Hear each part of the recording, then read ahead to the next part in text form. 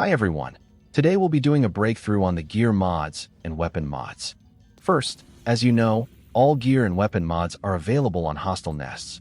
And there's a chance to appear challenging and heroic hostile nests, in which there's high chance to get gold mods in challenging, and guarantee golden mods in heroic. For normal hostile nests, you can get purple mods once you reach a certain level, and also you can repeat these hostile nests 25 times a day for first-time reward. Once you finish it, you'll stop receiving specialization experience and purple mods, unless you repeat it for the final chest, but it's not recommended. Because the hostile nest which you want to keep repeating over and over is heroic nest, because even if you complete first-time reward, you can still get golden mods on the final chest, but the probability is low. Now, since I'm Vanguard, I'm only looking for firepower as main attribute on the gear mods. It can be between 50 and 52. But what about the secondary attributes? Let's take a look on the defensive stats, first on elite and leader resistance. Elite enemy refers enemies with golden health bars, and enemy leader refers to enemies with a name on it.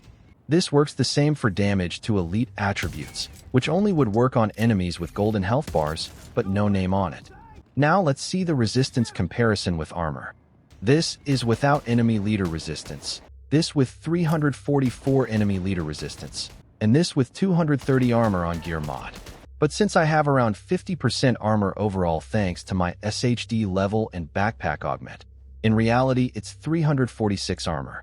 Overall, you'd prefer armor since it works for everything, including against other agents. So at the end, the best two attributes would be armor and health, since both of them you get even more as long as your SHD level is high. Now let's take a look on weapon mods. You'd normally think that firepower on main attribute would be the best, but this is not the case. There's a possibility that you can get firepower on second attributes, and its stats are the double than the main stat. Also, this specific attribute, all weapon damage, I thought that it would only take effect against shielded enemies with specific attributes, but no. It increases also your damage overall against all enemies. This is the same case as specific attributes, like weapon blast damage. Now let's test it. First, this is going to be our base damage. And now I'll be adding specific values to see which attachment values are the best. I'll add 51 firepower from secondary attributes. Now 81 all weapon damage, 26 firepower, and 83 all weapon damage, 50 firepower, and 83 all weapon damage. Remember, these are minimum value changes, so in short, almost no changes even if it's 51 firepower or 81 all weapon damage. 81 all weapon damage and 81 weapon blast damage, since the KSG I'm using is blast. And lastly, 26 firepower as main attribute, 83 all weapon damage, and 83 weapon blast damage. Now let's do a simple percentage increase calculation on which one we get more damage. As you saw, we get more damage overall of 4.26% with firepower as main attribute, and all weapon damage and weapon blast damage as secondary attributes. But I skipped a detail here. I have a protocol which increases my firepower by 36%. This means that firepower attributes have more value and damage than a solo attribute of all weapon damage. So let's take the protocol off and see new values. These are the new ones. As you see, firepower have literally almost same value as all weapon damage.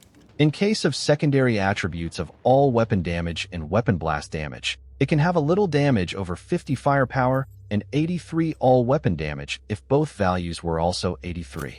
And as always, firepower as main attribute with both weapon damage attributes gets the more damage. Now, all I need to do is farm heroic nests endlessly to get those golden mods with perfect attributes. Get the correct attachment, correct main stat, and correct both secondary attributes. I got good purple attachments, but they are not the best yet. That's all for the video. Thanks for watching. Also, don't forget to farm proficiency levels of your weapons on each normal hostile nests. Also farm specialization EXP with other classes, except heroic, in which you need to use the best gear.